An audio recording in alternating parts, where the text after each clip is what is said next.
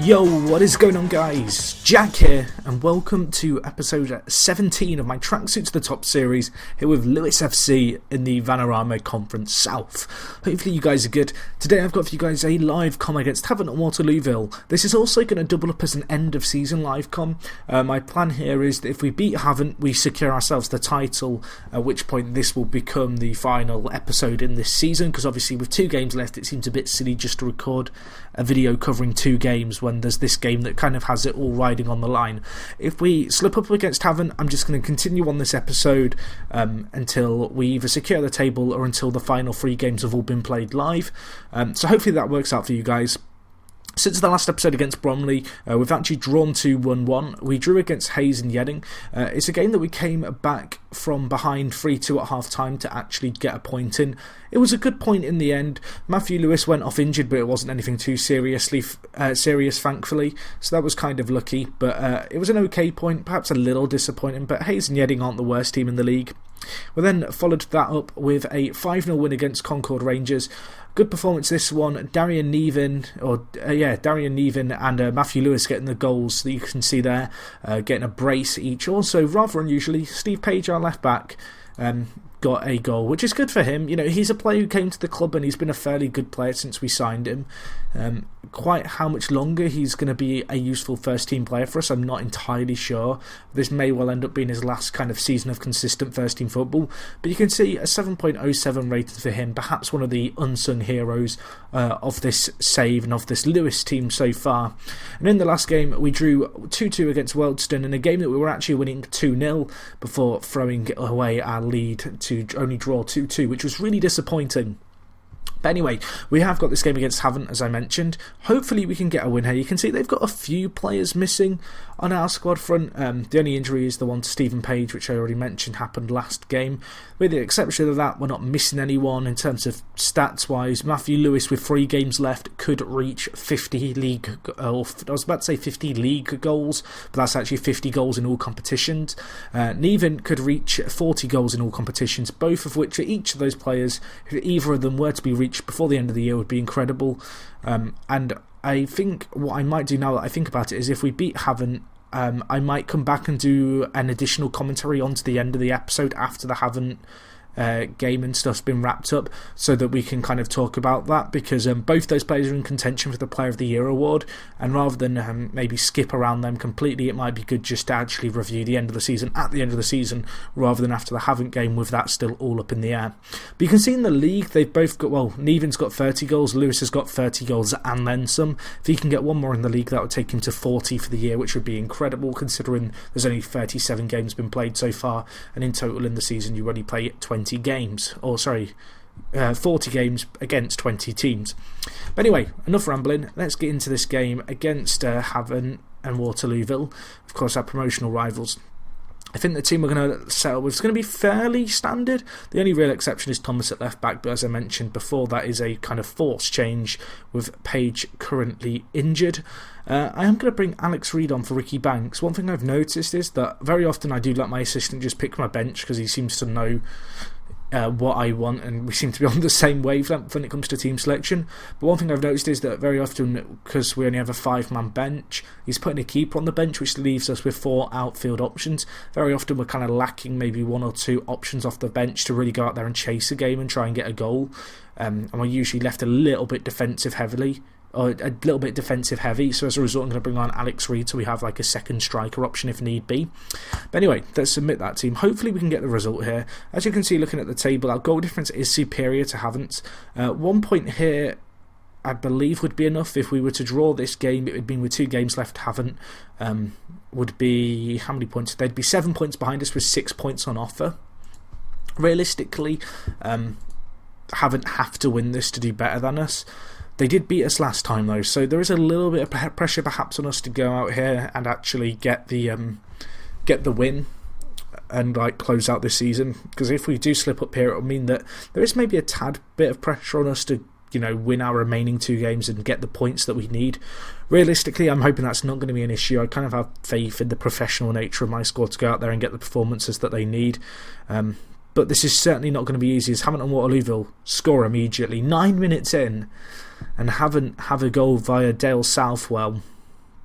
That is not the start I wanted to this game at all. 10 minutes in away from home against Havant, who by all accounts are probably the second strongest team in the league. I know that kind of sounds obvious when you look at the points totals, but if you actually look at their actual results, they've had some big results against some of the big teams in the division, and defensively they're one of the best defensive teams, and attacking wise they are one of the best attacking teams. That is going to be offside, but that was almost 2-0 within 10 minutes. That is not what I want to see from our team.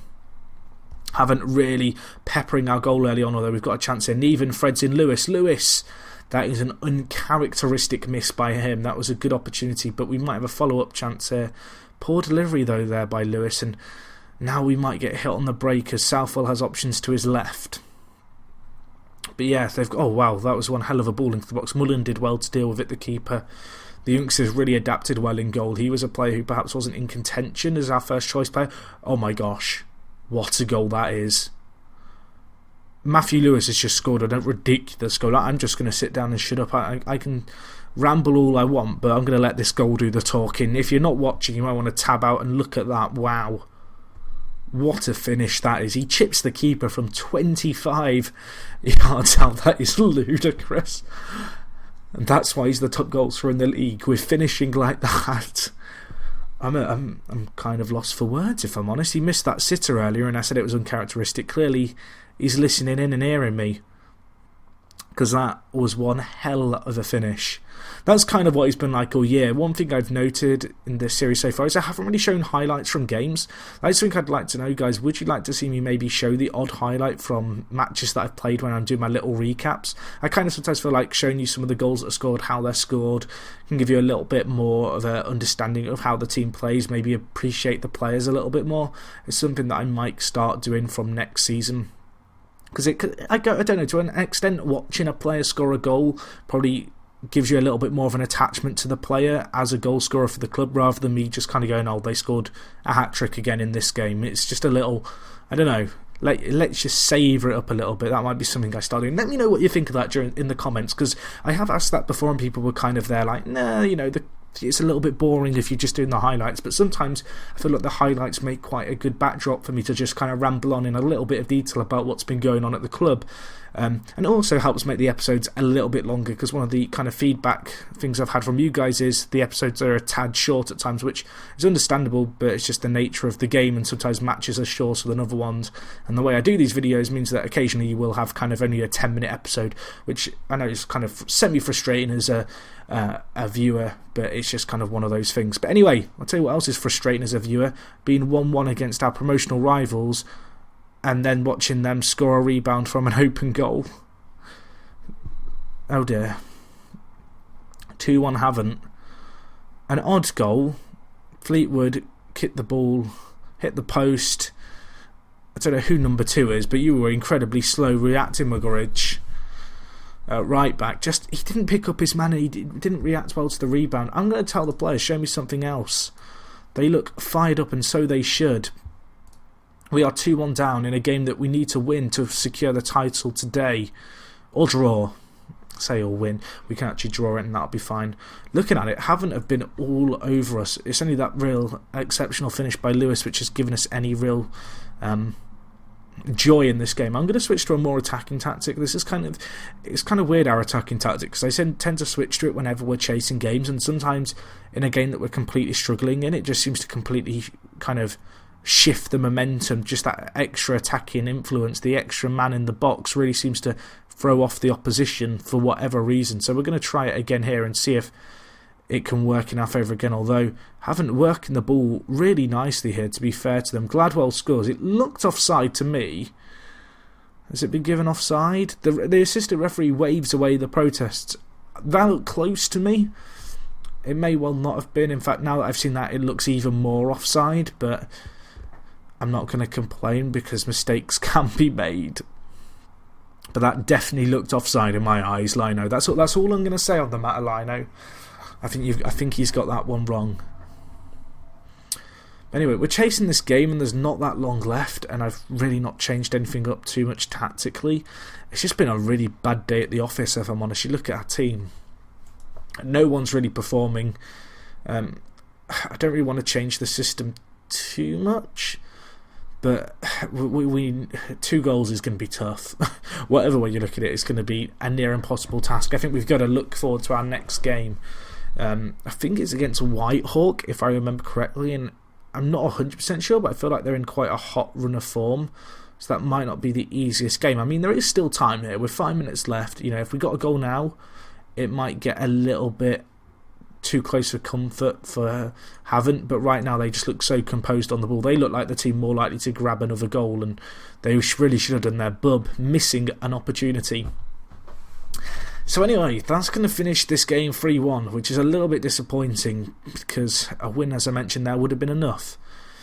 There is still a little bit of pressure on us because we do need to go out there and get, I think, a point from our next game.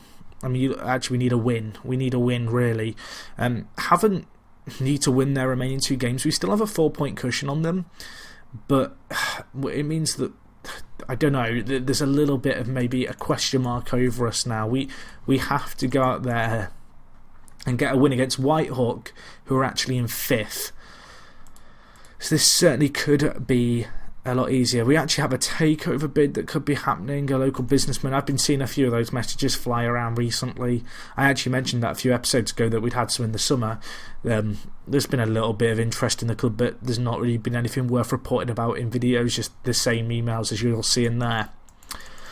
But anyway, we're going to skip through this. Our next game is Whitehawk, which, as I said, I'm going to try and get to real quick. So the plan is to continue to livecom this till we either win the league or until we play our last game, which is against Bishop Stortford, if I remember correctly. So Whitehawk are currently in 6th. They are not a bad team by any means. In fact, they've been one of the teams who have been on a real resurgence of late. I bet if we check their fixtures, they've really stepped things up towards the end of the season. Let's have a look at this real quick. So you can see here they lost their last game against Farnborough, but before that they'd gone like 9 games unbeaten or something, so this is not going to be an easy game.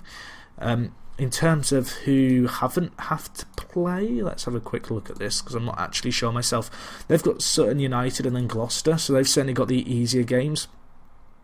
So against today, our next game is against Whitehawk, and then if it comes to it, it'll be Bishop Stortford. Both of those teams are just ahead of Bromley, who, if you watched the last episode, you'll know we beat. So this isn't going to be easy. But really, if we want to win the league, if we want to say that we deserve to win the league, we need to win one of these last 2 games. We need to be able to step things up when it matters. In terms of the actual squad that we have, team's looking fairly good. The only real player we're missing is Talak and Page, which could prove a little bit of a sticky point because, losing 2 of your back 4 can be an issue. However, Horncastle's played well when we've brought him in. The 18-year-old's a good player. He's not incredible, but in the 10 games he's played, he's not been absolutely garbage. Very often coming on off the bench to play at centre-back, which is never an easy thing for a player to do. It takes quite quick adapting to the pace of the game and whatnot. Elsewhere on the pitch, we look reasonable. I'm looking at the squad now, and I'm pretty happy with the team that we have for this kind of, I guess, last game, or what could potentially be the last game. I'm going to just stick with our current system and hope that it comes good for us. Obviously, Haven't do need to win their game, so it's going to be worth keeping an eye out on that, but we need to up our performance today. In case you can't tell by my rambling, I'm a little bit kind of apprehensive. I don't know how to feel about this, because really, we could have won the league, and if we fail to win it from this position even now, I mean, we're going to have blown it, is the bottom line. I'm going to have the Haven't and Sutton game there. But we are on the attack here. That's an interesting through ball, but the keeper will collect it. If Sutton United could do me a favour and just alleviate all the pressure on us, that would be fantastic. Haven't will need to win both of their remaining games, even if we were to lose, I do believe. And their keeper's just gone mad and we score. Well, thank you very much to Sullivan in goal. You have just provided Nevin with probably the easiest goal he's going to score all season. Big hoof ball over the top. Lewis is applying some pressure. Keeper cannot use his hands because he's out of his area, and he just ends up heading it straight to Nevin, who says, "Thank you very much," and slots the ball home. So that could be the start that we need. I couldn't have asked for a much better start, could I really? I guess I could. If we could score again now, that would be even better. But yeah, to get a goal in 5 minutes of that nature, nice and easy, is wonderful. And Lewis with a chance in even. Well, there you go. It's 2-0, and suddenly I feel like a big weight has been lifted off my shoulders. Even if these 2 goals have come almost too early, there is still enough time for very easily for Whitehawk to score 2. But another good assist for Lewis there. Of course, he's been our key assister as well as scorer this year. Him and Neven have just had an absolutely incredible kind of partnership up front. One that I've been very apprehensive to disrupt, despite the fact that we actually have better options than Neven on the bench who could come on and play. They've got a weird chemistry. Whether or not I have the bottle to stick with it for a 3rd season, particularly Neven, who is even in this division, he's technically, in terms of his attributes, just not good enough for this tier. He shouldn't be playing as well as he is, but he is because of the player he has next to him just being such a great supplier. So it's going to be a tricky one. I'd certainly want to keep Neven in the squad. He has signed a new contract, so he will be here for at least the next season. But realistically, we're probably going to have to look to make some changes there. But right now, I can't complain. He's been one of the best players in the league. And yeah, as I said, I can't complain. He's performed way above all expectations. And I guess my wildest... I was about to say my wildest expectations, but I'm just repeating myself there. The bottom line is, Neven shouldn't be doing as well as he's doing.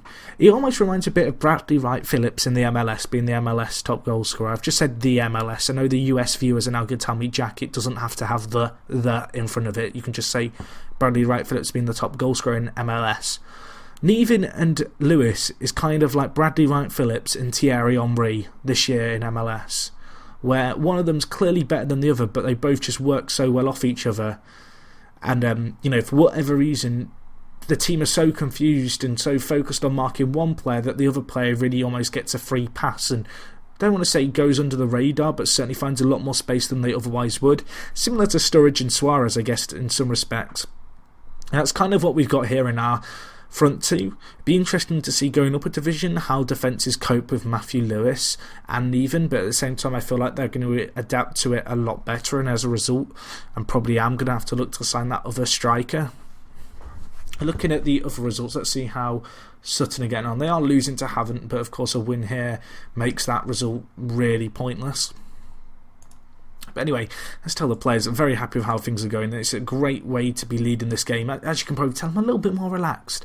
Maybe slightly more rambly, but I can actually enjoy watching my team play at the moment. If we concede 1, then suddenly that goes completely out the window and panic stations set in, and I'll be running around like a headless chicken screaming the sky is falling. But at the moment, we're playing nice football. Oh gosh, sky's falling. No, it's not. False alarm. Sky is not falling. Oh boy. Right, if we could score again here, boys, that would be bloody brilliant. Just get rid of all the pressure. Lewis, please. Oh, he's at the post. Rebound. Can't squeeze it in. That was to make it free. That was to secure the title. That was to stop me panicking and stop me rambling. But looking forward to next season, assuming that we get promoted at this point, which is probably pretty deadly for me to do, and I almost don't want to do it because I'm going to jinx myself. In fact, I'm not going to do it. I'm not going to talk about my plans for next season, but unless we score a 3rd, in which case I'm going to go nuts and ramble away. Come on, Mugridge, Bush. It's great to see some of the players who I had when I first came to the club still in the side, players like Mugridge. Obviously, when you're going through the divisions like we have been, and assuming we'll be again, 2 promotions in a row, you do very quickly sometimes lose some of the original players from when you first joined the club. But Mugridge is one of those players who's certainly good enough to at least play in the conference with us next year if we get promoted. The reason I say that is just because he's such a good player and he's young as well, and he has improved, and he is the captain and he is a fan's favourite even in game. And as a result, it'd be pretty damaging to sell him. Mullen in goal has had one hell of a game. I've not really shouted his name too much, but he's saved some real clear-cut chances for us. As you can see, they've had 4 clear-cut chances and they're yet to score. He's been superb in goal. If you could do some more work here, that'd be great. Or they can kick it out for a throw-in. What a shot that was. That is one of the worst finishes I've seen in FM this year. Quick, let's make some tactical changes. I'm going to bring on Alex Reid for Lewis. just because Lewis